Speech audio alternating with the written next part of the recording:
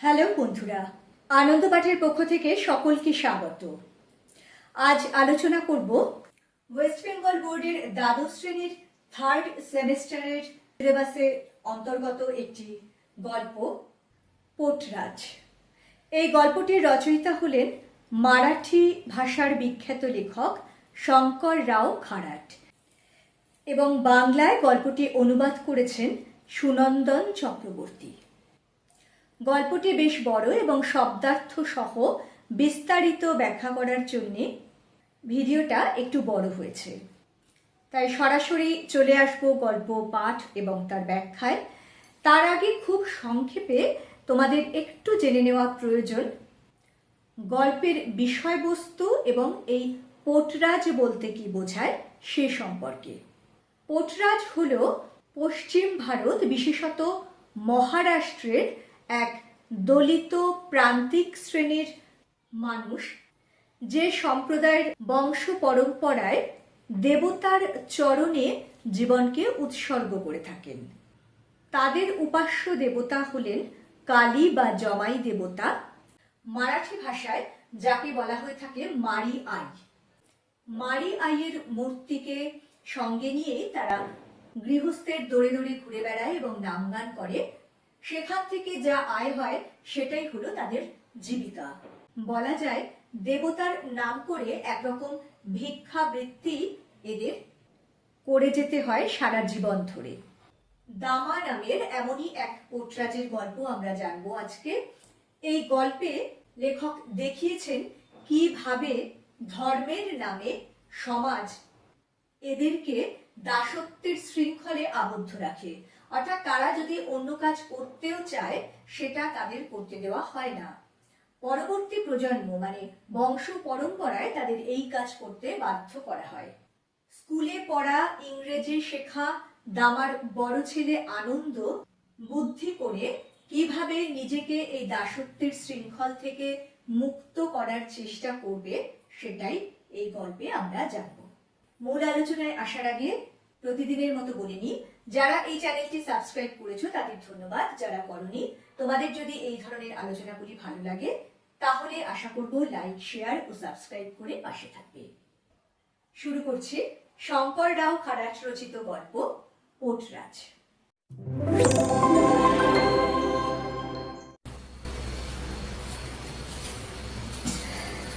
গ্রামের পোটরাজ দামার বাড়ির আবহাওয়া ভারী।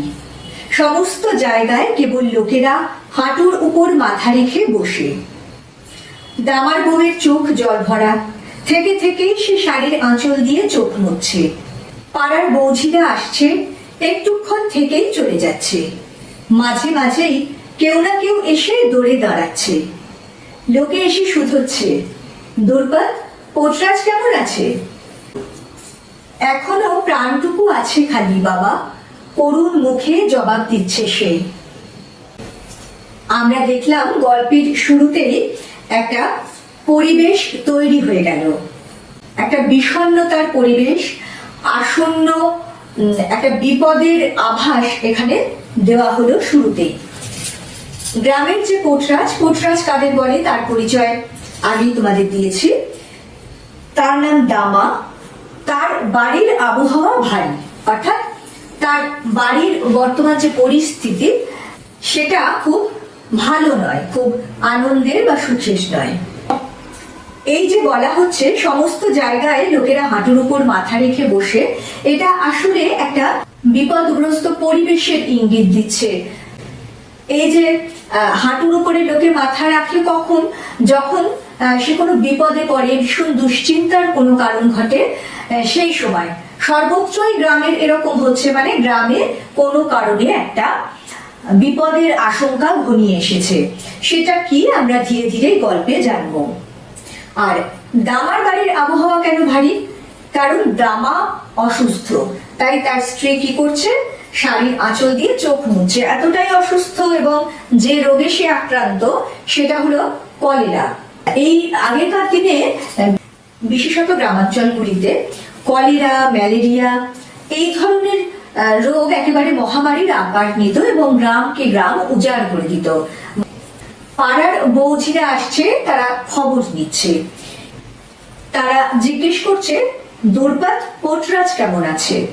দুর্বাত হলো এই পোটরাজ দামার স্ত্রী। সে উত্তর দিচ্ছে যে এখনো প্রাণটুকু আছে খালি, অর্থাৎ তার অবস্থা মোটেই সুবিধের নয়। ভেবো না, ভালো হয়ে যাবে, ভালো হয়ে যাবে। কাঁদছো কেন? সারা গায়ে একই অবস্থা, প্রায় প্রত্যেক বাড়িতেই একজন অন্তত বিছানায়। জানি বাবা, তাও ভয় লাগে। দুর্বাত, কারো যাওয়ার সময় হলেই সে যাবে, আর যার সময় হয়নি, যাই রোগ হোক না কেন, সে টিকে যাবে। জানি বাবা, ঠিক, কিন্তু বড় কঠিন রোগ। কেউ না বলেছে? এখন ঠাকুরের মুখে যাওয়ার সময়, হয়তো এবার মা ঝেঁটিয়ে নিয়ে যাবেন। তার কাছে সকলে সমান। এই যে দুর্বাত দামার বউ, গ্রামের কোনো একজন যে তার পিতৃস্থানীয়, যাকে সে বাবা বলে সম্বোধন করছে, সেই মানুষটি দুর্বাতকে অভয় দান করে যে যদি কারোর যাওয়ার সময় হয় তাহলে সে যাবেই, তাকে কোনোভাবেই ধরে রাখা যাবে না। যদি সময় না হয় তাহলে যে ধরনের অসুখ, যত কঠিন অসুখই হোক না কেন, সে বেঁচে যাবে। আর তার কথা থেকে আমরা বুঝতে পারি যে সমস্ত গ্রামে এরকমই অবস্থা। এই যে দুর্বাত যখন বলছে জানি বাবা, কিন্তু বড় কঠিন রোগ, তখন বলছে কেউ না বলেছে, অর্থাৎ এই রোগটা যে কঠিন নয় সে কথা তো কেউ বলছে না। এরকম কঠিন রোগ বলেই এখন ঠাকুরের মুখের দিকে তাকাবার সময়। দেখো, এমনিতেই এই কলেরা রোগের চিকিৎসা সেই সময় খুব একটা প্রচলিত হয়নি, আর তার উপরে প্রত্যন্ত গ্রামাঞ্চলে এই ধরনের অসুখ হলে মানুষ একেবারে হাল ছেড়ে দিয়ে শুধুমাত্র ঈশ্বরের উপরেই ভরসা করে থাকতো। সেই কথাই বলছে। ঠিক এই সময় বাড়ির সামনের নিম গাছে একটা কাক চেঁচিয়ে ওঠে। দুর্বাত বলে, এই বাচ্চারা, মার বেজন্মাকে, পোটরাজকে ডাকে রে। কাকটা ডেকেই চলে। দুর্বাতের ছেলে তার দিকে ঢিল ছড়ে। ডাকতে ডাকতেই কাকটা উড়ে পালায়। সব সময় বেজন্মাটা আমাদের সাপমুন্নি করছে। দুর্বাত গজগজ করে আপন মনে। যখন মানুষ কোনো বিপদে পড়ে অথবা একটা অসহায় অবস্থা হয়, তখন যে কোনো কিছুতেই সে অমঙ্গলের আশঙ্কা খোঁজে। আর বিশেষত এই যে বিপদের সময় বাড়িতে কেউ অসুস্থ থাকলে বাইরে কাক ডাকলে, কুকুর ডাকলে, এগুলোকে কিন্তু আজও বহু বাড়িতে অমঙ্গলের চিহ্ন বলে ধরে নেওয়া হয়। এ হলো আষাঢ় মাস। সারা আকাশ মেঘে ঢাকা। সমানে ঝিরঝিরিয়ে বৃষ্টি পড়ছে। মাটি কাদায় আঠালো হয়ে এলো। গুমোট, গাছের পাতা একটুও নড়ছে না, স্থির। তা থেকে ফোঁটায় ফোঁটায় জল ঝরছে। দামার বাড়ির দরজায় একটা কুকুর টানা চিৎকার জুড়ে দিলে শুনে দুর্বাতের প্রাণ শুকোয়। সেই আওয়াজের উপর দিয়ে এসে চেঁচায়, হে ভগবান, গোড় দেয় না কেন কেউ কুত্তাটাকে? ছেড়ে দাও, ভবিষ্যতের কথা বলছে গো, দুর্বাতের পাশে বসা বউটি বলে। তখন দুর্বাতের পাশে বসা বঞ্চলা বলে, ঘরপা, মারিয়াইয়ের যাত্রায় গিয়েছিলি তো? এবারে আমরা জানতে পারি এইটা বছরের কোন সময় যখন এই ঘটনাগুলি ঘটছে। সেটা হলো আষাঢ় মাস, এই অর্থাৎ বর্ষাকালের শুরু। আমরা জানি এই ধরনের কলেরা, ম্যালেরিয়া, এই ধরনের যে মহামারীর আকার নেওয়া রোগগুলি, সেগুলো বর্ষাকালে বেশি হয়। আবার দেখো, এই যে দামার বাড়ির দরজায় একটা কুকুর চিৎকার করছে, সেটাও ঘুরপাতের প্রচন্ড রাগ হচ্ছে, কারণ ওই যে একটু আগে বললাম, কাক, কুকুর, এদের ডাক একটা আশঙ্কা বয়ে আনে মনের মধ্যে। এই দুর্গতেরও সেই ডাক শুনে প্রাণ শুকিয়ে যাচ্ছে, এবং সে বলছে যে কুত্তাটাকে কেউ গোড় দেয় না কেন? গোড় দেওয়া মানে কবর দেওয়া। সেটা শুনে দুর্বাতের পাশে যে বউটি বসেছিল ও বলছে যে ছেড়ে দাও, ও ভবিষ্যতের কথা বলছে। অর্থাৎ এদের ডাকগুলো এই মানুষগুলির কাছে কোনো অর্থহীন ডাক নয়, এগুলোর মধ্যে তারা একটা অর্থ খোঁজে। তারা ভাবে ভবিষ্যতের আশঙ্কার কথাই এরা জানান দিচ্ছে। সেই সময় দুর্বাতের পাশে বসা বঞ্চলা নামের আরেকটি বউ বলে ওঠে, ঘরপা, মারিয়াইয়ের যাত্রায় গিয়েছিলি তো? এই আই শব্দের অর্থ মারাঠি ভাষায় মা, অর্থাৎ তাদের যে দেবতা, পূজ্য দেবতা, তিনি এদের কাছে মারি আই নামে পরিচিত। এবং তার যে যাত্রা বেরোয় বছরে একবার, সেই যাত্রায় গিয়েছিল কিনা সে কথা জিজ্ঞেস করছে বঞ্চনা। উত্তরে ঘুরপথ বলে, যেতে ভুলি কি করে? তা বলিনি, ভাবলাম এই বিপদের সময় যদি ভুলে গিয়ে থাকিস। না মেয়ে, মা যদি নিদয়াও হন তাকে তো কিছু দিতেই হবে। ছাড় তো, হঠাৎ কথাটা মাথায় এলো বলে বললাম। সব দেবতার মধ্যে ওরে তুচ্ছি করি সাধ্যি কি? ওরে কেউ হেলা করেছে কি টেরটি পেয়েছে? ক্রোধ তেনার বর্ণনার বাইরে। ওরে তুষ্ট রেখে ভালো করেছিস, এবার সে ভালো হয়ে যাবে। দেখো, এই যে ভাষা, এদের যে মুখের ভাষা, যে কথ্য ভাষা, তাদের ভাষাতেই কিন্তু এই ধরনের গল্পগুলি রচিত হয়, গল্পগুলিকে বিশ্বাসযোগ্য, এই চরিত্রগুলিকে বিশ্বাসযোগ্য করে তোলার জন্য। চলিত ভাষা এবং কথ্য ভাষা কিন্তু এক নয়, মাথায় রাখতে হবে। আর প্রত্যেকটি অঞ্চলের তো ভাষার নিজস্ব বৈশিষ্ট্য আছে। যে অঞ্চলে যে ভাষা বা যে উচ্চারণ প্রচলিত, সেটাই হলো সেই অঞ্চলের কথ্য ভাষা। এই গল্পের মধ্যেও যা আমরা দেখতে পাচ্ছি। তো বঞ্চনার কথায় ঘুরপথ বলে যে সে কি করে ভুলতে পারে মারিয়াই যাত্রায় যেতে। ঘুরপথ বলে যে এই মারিয়াইকে কখনোই অসন্তুষ্ট করা যায় না, কারণ ক্রোধ তেনার বর্ণনার বাইরে। বর্ণনা অর্থাৎ বর্ণনার বাইরে। ক্রোধ মানে রাগ, মানে এই মারিয়াই যদি অসন্তুষ্ট হন তাহলে তিনি এতটাই রেগে যাবেন এবং সেই রাগটা যে কি সাংঘাতিক হবে সেটা ভাষায় প্রকাশ করা যায় না বা বর্ণনা করা যায় না। মেয়েটি দুর্পাতের মুখের দিকে তাকিয়ে যোগ করে, এই দেখো, কাঁদিস কেন? কাঁদলে অমঙ্গল হয়। দুর্পাত, তোর স্বামীর কিছু হবে না রে, মা ওকে দেখবেন। সে তো বটেই, ওর বাপ মা মায়ের কাছে মানত করেছিল ওকে, সেজন্যই তো ও পোটরাজ। এই যে গল্পের যে পোটরাজ, যাকে নিয়েই মূল গল্পটি আবর্তিত হচ্ছে, তার কথা আমরা এবারে পেলাম। এবং এই যে দামা পোটরাজ, সে পোটরাজ কেন হলো তার কারণও এই দুর্পাত এবার জানালো। তাকে এই মারিয়াইয়ের কাছে মানত করে পেয়েছিল বলে দামার বাবা মা, সে এই গ্রামের পোটরাজ নিযুক্ত হয়েছে। এবং যেহেতু সে পোটরাজ, সে দেবীর সেবক, তাই তাকে মা দেখবেন, অর্থাৎ দেবী মা রক্ষা করবেন, এমনটাই গ্রামের অন্যান্যরা দুর্পাতকে বোঝায়। আর দুর্পাতও সেটা মনে মনে বিশ্বাস করতে চায়। বঞ্চনাবাই বলে, তাহলে এই তো বুঝেছ, দামা হলো গিয়ে মায়ের পোটরাজ, তার ভক্ত, নিত্যে তার পুজো করে। মা কি তার ভক্তকে ভালোবাসেন না? তার রোষে সে পড়ে কি করে? ব্যাপারটা কি? উনি কি দেখতে পান না এই ঘরে ছোট ছেলেপিলেরা রয়েছে? দুর্গা বলতে শুরু করে, এসব কথাই মনে জেগেছে গো। হে মা, তোমার রোষে পড়লাম কেন? এ বাড়িতে ঢোকা স্তব মঙ্গলবারে শুক্রবারে তোমার নামে উপোস করেছি। হে মা, বছর বছর তোমার যাত্রা করি, তোমায় দুধে দইয়ে চান করাই, সবুজ শাড়ি পরাই, কপালে হলুদ কুমকুম দিই, তোমার সম্মুখে ভোগ দিই, নারকেল দিই। প্রতি আষাঢ়ের অমাবস্যায় তোমার সামনে স্নানের পর ভেজা শাড়িতে গড়ান দিই। বছর বছর যেমন পারি তোমায় দিই। ছাগল দিতে না পারলে কুকুরও দিই, তোমার তোরে রক্তের ছড়া দিই। মা, এ বাড়িতে যেদিন থেকে বউ হয়ে এসেছি তোমার সামনে পিদিম দিয়েছি, কখনো তোমায় আধারে রেখেছি? বলো মা, তোমার এত ভক্তি করি, তবু আমার কপালে এমন কেন মা? মা, তোমার লীলে বুঝি না। বঞ্চনাবাই যখন দুর্পদকে বোঝায় যে দামা হলো গিয়ে মায়ের পোটরাজ, তার ভক্ত, নিত্য তার সেবা করে, পুজো করে, তার প্রতি মা দয়া করবেনি, তখন যেন তার স্ত্রী দুর্পদ মনে একটু বল পায় এবং সে স্বগতোক্তির মতো করে বলতে থাকে যে এই বাড়িতে বউ হয়ে আসা স্তব, অর্থাৎ দামার সঙ্গে বিয়ে হওয়ার পর থেকেই সে কি ভাবে মায়ের সেবা করে চলেছে। তাই তার প্রশ্ন মায়ের কাছে যে তাও কেন তার রোষে তাকে পড়তে হলো। দুর্পদ বলেই চলে, তার গলায় আরতি। শেষে মারিয়াইয়ের মন্দিরের দিকে মুখ করে হাত জোর করে সে প্রার্থনা করে, দেবী, আমি কি কোনো ভুল করেছি? কি ভুল করেছি? ভুল করে থাকলে শাস্তি দাও, কিন্তু আমার স্বামীকে বাঁচাও। তার হাগা বমি বন্ধ করে তাকে ভালো করো মা।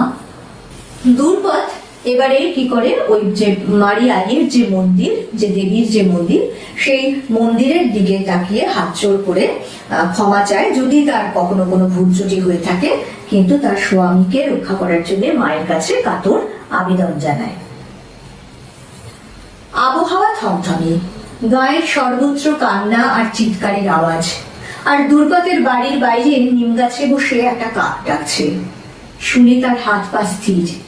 রাতে একটা ফেউ বাড়ির চারদিকে চক্কর দিতে দিতে তীক্ষ্ণ চিৎকারে অন্ধকারকে চেরে, আর দুর্গতের বুকের ধুকপুকি পলকের জন্য থমকায়। তারপর নতুন দিন হয়। গায়ের সর্বত্রই যে এই মরক লেগেছে সে তো আমরা জেনেছি আগে, এবং আষাঢ়ের আবহাওয়া যেরকম একটা গুমোট থমথমে হয়ে থাকে, এই গ্রামের পরিস্থিতি, গ্রামের প্রত্যেকটি ঘরের আবহাওয়াও যেন সেরকমই গুমোট এবং থমথমে। সর্বত্র মানুষ কান্নাকাটি করছে, কারণ প্রত্যেক ঘরেই তাদের প্রিয়জনেরা হয় অসুস্থ, নয়তো মৃত্যু হয়েছে তাদের। দুর্গতের বাড়ির বাইরে নিম গাছে একটা কাক ডাকে। এই কাকের ডাককে এমনিতেই অমঙ্গল বলে মানা হয়, তারপরে যদি রাতে ডাকে তাহলে সেটা তো ভীষণ অমঙ্গলের চিহ্ন বলে আজও কিন্তু বহু বাড়িতে বা বিশেষত গ্রাম বাংলার দিকে এই কথা বিশ্বাস করা হয়। দুর্গতেরও তাই হাত পা স্থির হয়ে আসে, অর্থাৎ সে ভীষণ ভয় পেয়ে যায়। এই যে বলা হচ্ছে রাতে একটা ফেউ বাড়ির চারদিকে ঘুরে, ফেউ হলো শিয়াল, শিয়ালকে ফেউ বলে, এবং তীক্ষ্ণ চিৎকারে অন্ধকারকে চেরে অর্থাৎ চিরে ফেলা, মানে অন্ধকার চিরে তার ডাক যেন তীক্ষ্ণ চিৎকার যেন ভেসে আসছে। এইভাবেই তাদের রাতটা কাটে। পরদিন সকাল হয়, আকাশে মেঘ ঘন করে আসে, চারদিক অন্ধকার, খাঁ লাগে, সমানে বৃষ্টি পড়ছে। সূর্য উঁচু হয়ে যায়, কিন্তু মেঘের জন্য চোখে পড়ে না। এমন সময় গায়ের মোড়ল আর তার চেলা দুয়ারে আসে, চেঁচিয়ে বলে, দামা বাড়ি আছো নাকি? দামা। আষাঢ় মাসের সকাল যেরকম হয় তারই বর্ণনা। মেঘ রয়েছে, চারিদিক অন্ধকার, অর্থাৎ মেঘ থাকলে দিনের বেলাতেও তো আলো ফোটে না। এই যে বলছে, দেখো সূর্য উঁচু হয়ে যায় কিন্তু মেঘের জন্য চোখে পড়ে না। এই যে বলা হচ্ছে সূর্য উঁচু হয়ে যায়, বেলা বাড়ার সংকেত দেওয়া হচ্ছে, কিন্তু মেঘের জন্য সেই সূর্য চোখে পড়ছে না, সেই জন্য চারিদিক অন্ধকার অন্ধকার হয়ে আছে। এমন সময় কি হয়, গায়ের মোড়ল আসে এবং দামাকে ডাকে। পোটরাজের বাড়ির ভিতর থেকে কোনো জবাব আসে না, এমনকি ফিসফিসানিও না। তাতে মোড়ল গলা চড়ায়, ওহে দামা পোটরাজ, বাড়ি আছো? শেষ পর্যন্ত কেউ একজন উঁকি মারে এবং লোক চারজনকে দেখে বলে, গ্রাম মণ্ডলের লোকেরা এসেছে গো। মঞ্চলাবাই বলে, সে তো সত্যি, পোটরাজ কেমন আছে দেখতে লোকে তো আসবেই। 3 দিন হয়ে গেল পোটরাজ রোদে বেরোয় না। তাছাড়া প্রায় সব বাড়িতেই একজন করে বিছানায়, কে যে কাকে বলে, কে কি বলবে কেউ জানে না আজ তার কপালে কি ঘটবে। তাও তা ঠিক, তাও সবাই অন্যকে জিজ্ঞেস করে। এবং বোঝা যাচ্ছে এই বঞ্চলাবাই বেশিরভাগ সময় এই দামার বাড়িতে রয়েছে এবং পোটরাজের বউয়ের কাছে সে থাকছে। সেভাবে যে পোটরাজ কেমন আছে তা দেখতে আসছে, কারণ 3 দিন হয়ে গেল পোটরাজ রোদে বেরোয় না। রোদে বেরোয় না অর্থাৎ পোটরাজদের যে পেশা, এই মায়ের মন্দিরটি ঘাড়ে করে নিয়ে বাড়ি বাড়ি গিয়ে ভিক্ষে করা, সেটাকেই বলা হচ্ছে রোদে বেরোনো। এবং 3 দিন ধরে যাচ্ছে না বলে সে ভেবেছে যে গ্রামের মণ্ডলেরা, মানে গ্রামের যারা কর্তা ব্যক্তি, তারা খোঁজ নিতে এসেছে। তখন একজন বলে, ভুলো না দামা গায়ের পোটরাজ, আর এখন যখন মা খেল শুরু করেছেন, যেই তার সামনে পড়বে সেই তার কোপে পড়বে। ভাই, এই দৌড়ে লোককে আসতে হবেই। মেয়েরা যখন কথা বলছিল, দুর্পদ দরজার কাছে গেল। বাইরে আসতে আসতে আঁচল দিয়ে চোখ মুছল দুর্পদ। মোড়লের সামনে দাঁড়িয়ে মাথা ঝুঁকিয়ে বলল, পেন নাম হই। তার অবস্থা দেখে মোড়ল শুধরে, দামা কোথায় কদিন? ঘরে, বিছানায়। বিছানায় কেন? মায়ের দয়া বলতে গিয়ে সে কেঁদে ফেলে, মুখ ঢাকে সে। বলো কি, মা নিজের ভক্তকেই এনেছেন? মোড়ল অবাক হয়। আরেকজন বলে, নয় কেন, মানুষ তো সে। তা ঠিক, কিন্তু তার সকাল সাঁঝ মায়ের ছায়ায় বসবাস। কিন্তু দেবীর চক্কর যখন শুরু হয়েছে, কে যে কোপে পড়বে আর কে পড়বে না তার ঠিক নেই। বোঝা যাচ্ছে মোড়ল জানতো না যে দামাও এই রোগে আক্রান্ত হয়েছে। দামার খোঁজ নিতে গিয়ে সে যখন তার বউয়ের কাছ থেকে শুনে যে দামারও এরকমই অবস্থা, তখন অবাক হয়ে বলে যে দামাকেও এই রোগে ধরেছে, অর্থাৎ একে তো মায়ের দয়া বলা হয় এই রোগকে, কারণ এই রোগের যে বৈজ্ঞানিক কারণ সেগুলো তো এদের কাছে অজানা, বিশেষত সেই সময়। ফলে তারা ধরে নেয় যে এটা দেবতার কোপ, সেই জন্যই তারা এটাকে মায়ের দয়া বলে। আর যে মায়ের একান্ত ভক্ত, সারাদিন এই যে মোড়ল বলছে সকাল সাঁঝ মায়ের ছায়ায় বসবাস, কারণ এই দেবীকে ঘিরেই তো কোটরাজের জীবন, ফলে সে তো সবসময় তার ছায়ায় বসবাস করছে। তা সত্ত্বেও কি করে তার এত বড় ভক্ত মায়ের রোষে পড়লো, সেটা ভেবে মোড়ল একটু অবাক হয়। কিন্তু আরেকজন বলে যে অবাক হওয়ার কিছু নেই, কারণ সেও তো একজন মানুষ, কাজে যে কেউ দেবীর রোষে পড়তে পারে। তা ঠিক, মোড়ল বলে। তারপর দুর্গতের দিকে ঘুরে তাকায়। দুর্গত, আমাদের আরেকবার যাত্রা করতেই হবে। হ্যাঁ, করতেই হবে, মাকে খুশি করতেই হবে, কান্নার ফাঁকে ফাঁকে বলে দুর্গত। কিন্তু আমাদের সেবাইতকে না হলে যাত্রা করা যাবে কি করে? ঠিক, কিন্তু মরদটা আমার পড়ে আছে যে। দুর্গত, মাকে গায়ের সীমানায় নিয়ে যেতে হবেই। ঠিক, না হলে মার চক্কর গায়ের উপর থেকে কাটবে না। আরেকজন যোগ করে, তাই দেবীকে মিছিল করে গায়ের সীমানার বাইরে রেখে আসতে হবে তো। জানি, কিন্তু কোটরাজ যে বিছানায় পড়ে আছে, কি করে করবে? মোড়ল এই কথা বলতে দুর্গত বলে, যদি শুধু কোটরাজ বিছানায় পড়ে থাকে, সারা গাঁ যাত্রায় যাবে না কেন? তা কি করে হয়? সে হলো দেবীর কোটরাজ, তাকে ছাড়া যাত্রা হবে কি করে? তা অবশ্য ঠিক, কিন্তু সে তো উঠতেই পারছে না, নড়তেই পারছে না। বোঝা গেল গায়ের মোড়লরা কেন এসেছে। তারা বলছে আর একবার যাত্রা করতে হবে। কিছুদিন আগেই একবার যাত্রা করা হয়ে গেছে, আমরা জেনেছি। অর্থাৎ এই যে দেবীকে নিয়ে গ্রামে একটা বড় উৎসব করা হয়। সাধারণত দেখবে যে যাদের বাড়িতে দুর্গা ঠাকুর এমনি প্রতিষ্ঠিত রয়েছে, তারা তো রোজই দুর্গা ঠাকুরের পুজো দেয়, কিন্তু বছরে একবার ধুমধাম করে তার পুজো হয়। বাড়িতে লক্ষ্মী পুজো বাঙালিদের প্রায় সব ঘরে ঘরে হয়, কিন্তু বছরে একবার তা বড় করে হয়। তেমনি এই মারি আইয়ের পুজো প্রত্যেক দিন দামা করলেও বছরে একবার সারা গ্রামের লোক মিলে ধুমধাম করে তাকে যাত্রায় নিয়ে বেরোয় এবং বড় করে তার উৎসব করে। এবারে সেটা হয়ে যাওয়ার পরেও আর একবার সেই উৎসব করতে চাইছে, এবং এবারে মাকে মন্দির থেকে নিয়ে গিয়ে গ্রামের সীমানার বাইরে রেখে আসতে চাইছে। তার কারণ এই মরক। কিন্তু সেই কাজটা মায়ের যে সেবাই, সেই দামা কোটরাজ ছাড়া কি করে হবে? দুর্গত বলে যে তাদের গায়ের মোড়লদের কথা ঠিক, কিন্তু কোটরাজ তো উঠতেও পারছে না, নড়তেও পারছে না, তাহলে সে কি করে যাবে? দুর্গত এই কথা বলতে গাঁও বুড়োরা নিজেদের মধ্যে সলায় লাগলো। হঠাৎ মোড়লের মাথায় একটা কথা খেললো, আরে তোর বড় ছেলে তো বাড়িতেই আছে, আছে না? ওই হাই স্কুলে পড়ছে এখন যে ছেলেটা? হ্যাঁ আছে, ওর কথাই বলছি। হ্যাঁ, বাড়িতেই বসে আছে। তা ওর বাবার জায়গায় ও যদি যাত্রাটা করে তো ক্ষতি কি? অতটুকু বাচ্চা পারবে কি? ওকে কি এখনই কোটরাজ বলা যায়? কোটরাজ যদি নাও হয়, এখন ওকেই কোটরাজ বলে ধরতে হবে। ওর বাবা না থাকলে তোর বাড়িতে তো একজন কোটরাজ থাকতে হবে। তা তো হবেই, কিন্তু শুধু বাক্যিতে কি কোটরাজ হয়? তার জন্য দরকার যাত্রা করা। তাছাড়া দেবীর কাছে কিছু একটা মানত করাও দরকার। করুন না, ও কি এসে যায়? তাছাড়া গায়ের জন্য একজন কোটরাজ তো দরকারই।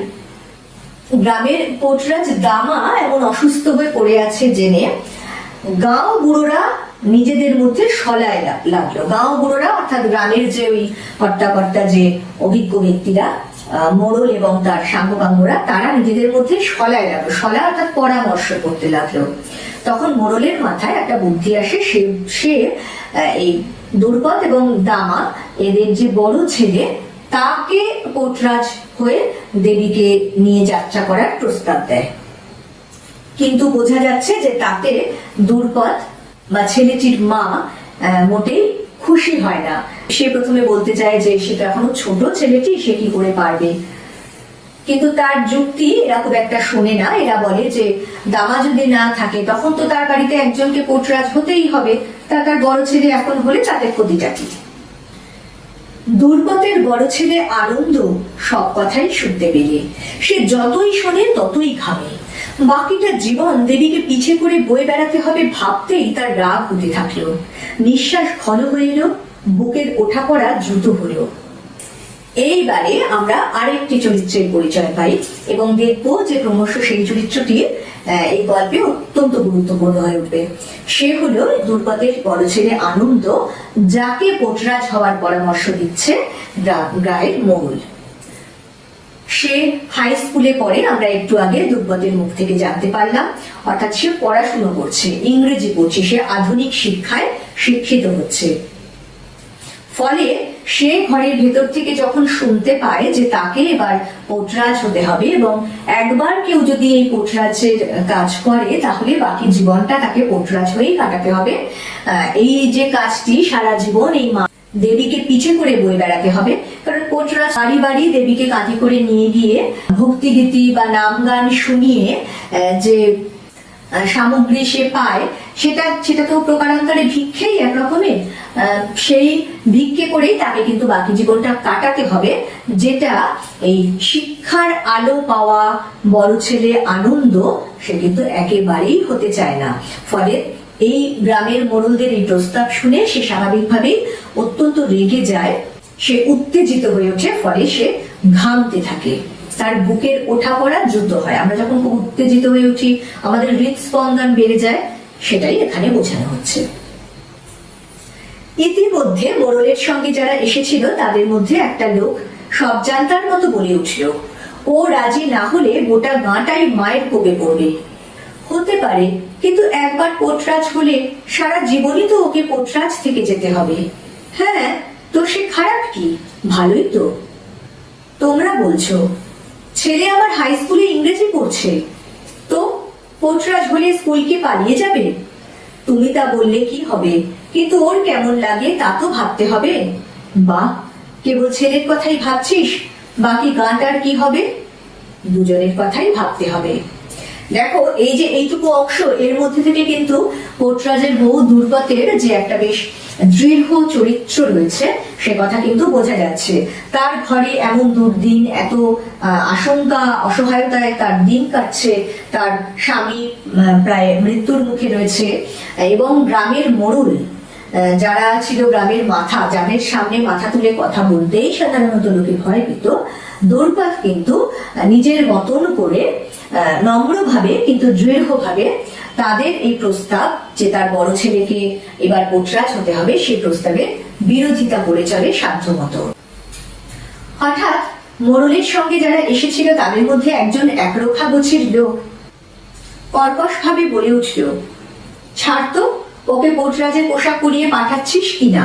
হ্যাঁ না না, গায়ের ধারে মিছিল নিয়ে যেতেই হবে। এই ধমকানোর স্বর শুনে আনন্দ রাগে কাঁপতে শুরু করে, রাগে তার চোখ ছেড়ে বেরুচ্ছে। দুর্গত ঠিক সেই সময় জবাব দিলে, এরকম কথায় মায়ের রাগ কে করবে? মোড়ল দুর্গতকে বলে, কথা ঘুরাস না, কাজের কথা বল, ভবিষ্যতের কথা ভেবে বল হ্যাঁ কি না। ভয় দেখিয়ে গ্রাম মন্ডলের লোকেরা ফিরে গেল। দুর্গত বোঝে না কি করবে, ঘরে গিয়ে কপাল চাপড়ে মেঝেতে পড়ে সে। দামা বউয়ের দিকে তাকিয়ে থাকে, আর আনন্দ দৌড়ে বাড়ি থেকে বেরিয়ে যায়। দুর্গত ভাবে ছেলেটা দৌড়ে গেল কেন, ভাবতে ভাবতে উঠে সে দরজায় যায়, দেখে সে মারি আইয়ের থানের দিকে হনহনিয়ে যাচ্ছে। চেঁচিয়ে ডাকে, আনন্দ আনন্দ, কিন্তু আনন্দ দ্রুত চলে যায়। গ্রামের মোড়ল এবং বাকি যারা হর্তাকর্তা টাইপের লোক তার সঙ্গে এসেছিল তারা একরকম দুর্গতকে শাসিয়ে যায় যে আনন্দকে সে কোটরাজ করে মায়ের যাত্রায় নিয়ে বেরোবে কিনা। তাকে যখন প্রায় একরকম ধমকানোর সুরে কথা বলে তখন আনন্দ রাগে প্রায় কাঁপতে থাকে। দুর্গত বলে যে এইভাবে কথা বললে কি মায়ের রাগ করবে? অর্থাৎ জোর করে বা ধমকিয়ে শাসিয়ে যদি কোনো কাজ করা হয়, মায়ের সেবায় নিযুক্ত করা হয়, তাতে যে মা খুশি হবেন না সেই কথা কিন্তু সে মুখের ওপর জানিয়ে দেয়। কিন্তু মোড়ল তাকে শেষবারের মতন একরকম ধমকি দিয়ে বা শাসিয়ে তারা চলে যায়। ফলে দুর্গত বোঝে যে তার এই প্রতিরোধ টিকলো না, তার আর কোনো উপায় নেই, তার ছেলেকেও এই একই কাজে তাকে নামাতে হবে। সে অসহায়ের মতো ঘরে এসে মেঝেতে কপাল চাপড়ে পড়ে থাকে। আর দামা, তার তখনও জ্ঞান রয়েছে, সে অসহায়ভাবে তার বইয়ের দিকে তাকায়। আর যাকে নিয়ে এত কথা সেই আনন্দ এবারে বাড়ি থেকে দৌড়ে পালিয়ে যায়। দুর্গত তাকে ডাকে, কিন্তু সে সেই ডাকে সাড়া দেয় না। তার মা দেখে যে সে ওই মারি আইয়ের থানের দিকে হনহন করে এগোচ্ছে। মারি আই তাদের যে দেবতা, সেই তার যে থান মানে যেখানে সে প্রতিষ্ঠিত রয়েছে গ্রামের মধ্যে, সেই জায়গাটাকে বলা হচ্ছে, যেখানে তাকে রোজ পুজো দেওয়া হয়। সেদিন অনেক রাত্রে সে বাড়ি ফিরে আসে। তাকে দেখে মনে হয় কোনো একটা ঘোরের মধ্যে আছে। রাত্রি যায়, সকাল আসে। সূর্য উঠলে সে চুপচাপ কাছের নদীতে চান করতে যায়। চান সেরে ধীরে ধীরে বাড়ি ফিরে বাবার পাশে এসে বসে। বাড়িতে তখনও যারা আছে তাদের কথা শোনে সে, মন দিয়ে শোনে। শুনেছ, মা নিজে গায়ের ধারে গিয়ে বসে আছেন। হা ভগবান, গেলেন কি করে? বলিস কি রে, গেলেন কি করে? দেবতা তো, আজ এখানে কাল ওখানে, বিশ্ব সংসার ওনারই হাতে।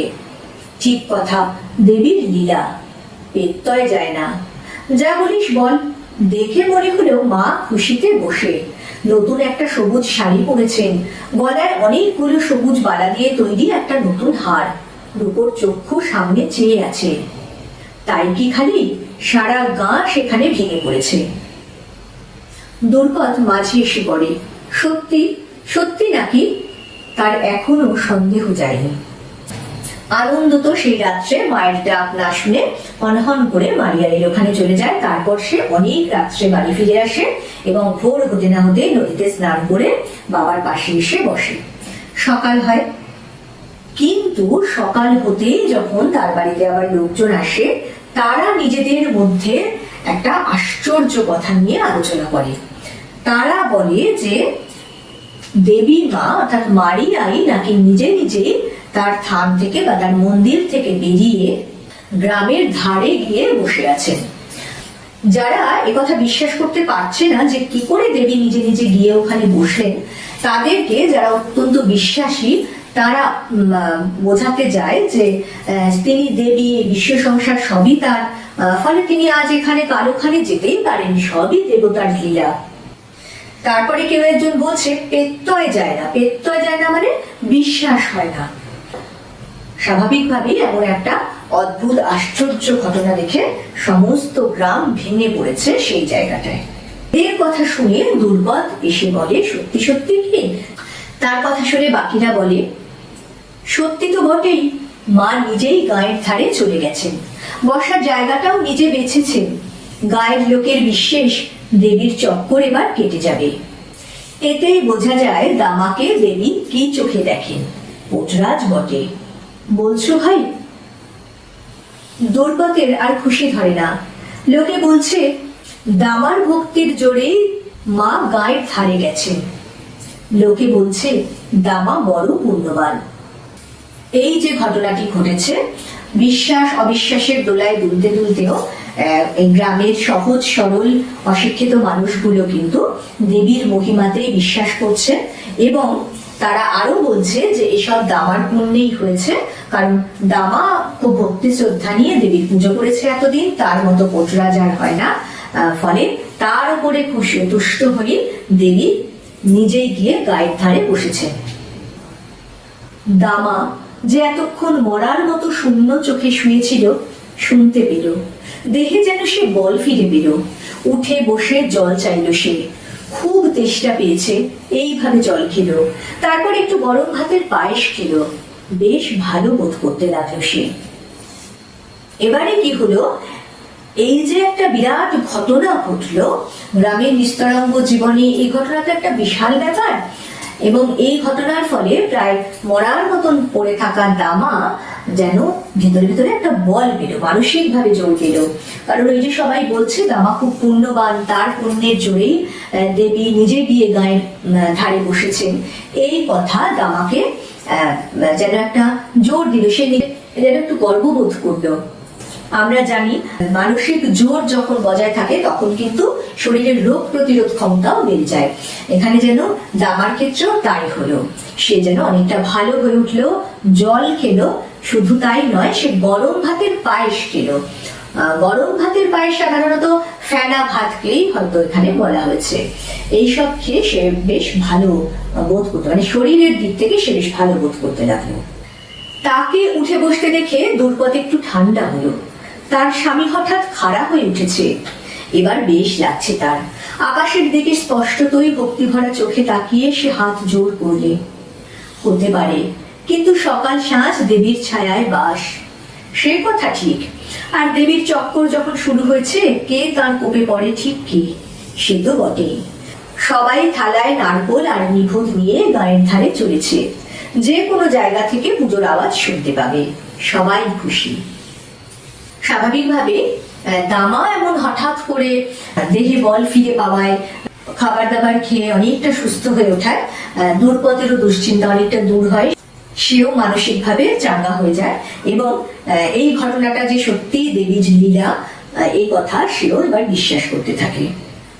আর আমরা জানতে পারি যে সবাই থালায় নারকোল আর নিভোদ নিয়ে, অর্থাৎ ওই যে পুজো করার জন্য থালায় সব পুজোর উপাচার সাজিয়ে নিয়ে যাওয়া হয়, সে কথাই বলা হচ্ছে, সেই সব নিয়ে গিয়ে দেবীর ওখানে পুরো গ্রামের লোকজন যাচ্ছে এবং গ্রামের সবাই খুশি, কারণ তারা ভাবছে যে এরপরে গ্রামের এই দুর্দিন কেটে যাবে, এই যে মরক লেগেছে সেটা এবার বন্ধ হবে। ইতিমধ্যে মিছিল দামা পুটরাজের বাড়ির সামনে পৌঁছয়।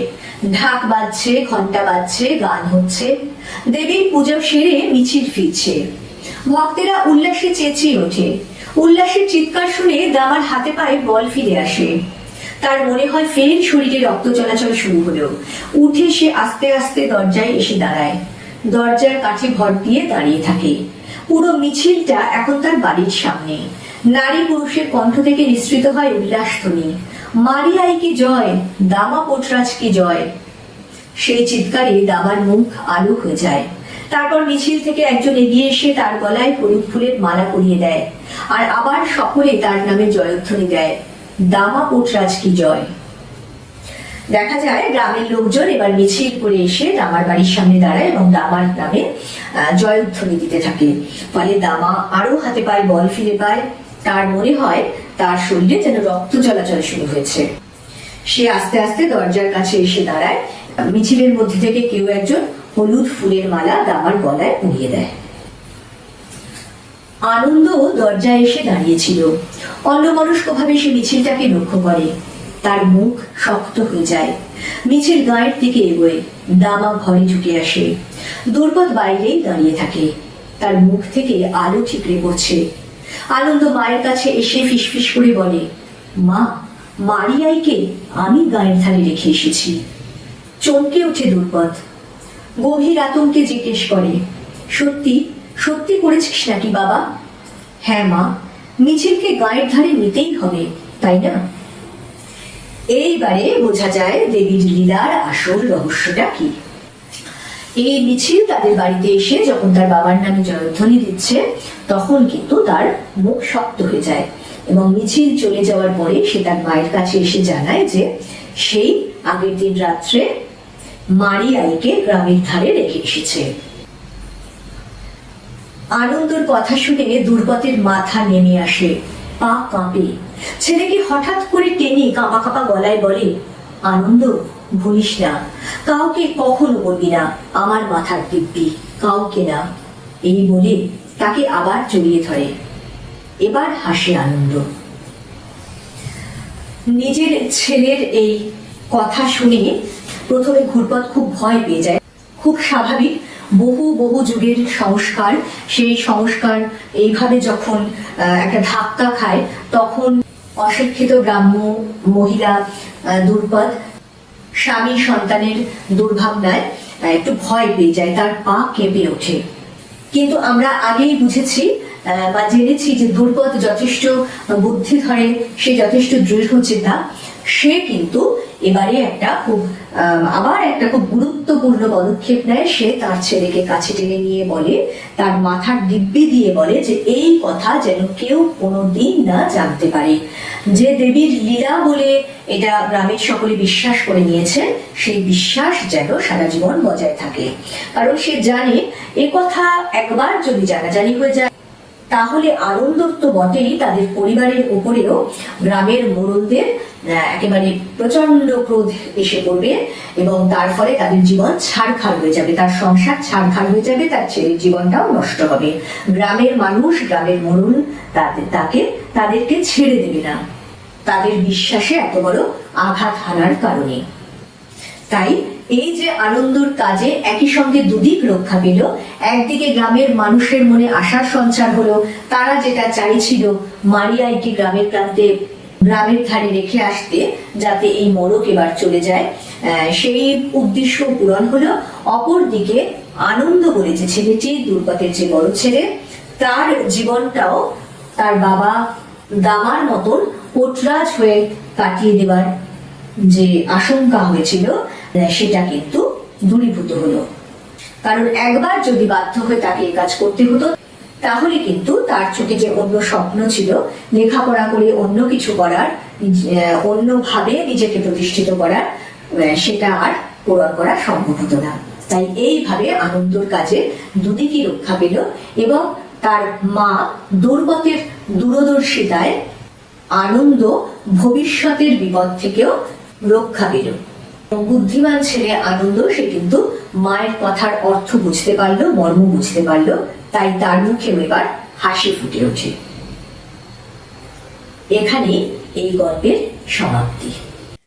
বন্ধুরা, আশা করব এই সমগ্র গল্পের পাঠ এবং পুঙ্খানুপুঙ্খ বিশ্লেষণটা তোমরা যদি মন দিয়ে শোনো তাহলে গল্পটি বুঝতে কোনো রকম সমস্যা হবে না। পরবর্তীকালে এই গল্পের এমসিকিউ প্রশ্নোত্তর নিয়ে আসবো। সঙ্গে সঙ্গে নোটিফিকেশন পেতে চাইলে সাবস্ক্রাইব করে বেল বাটনটি অন করতে ভুলো না। আজকের মতো টাটা, সবাই খুব ভালো থেকো।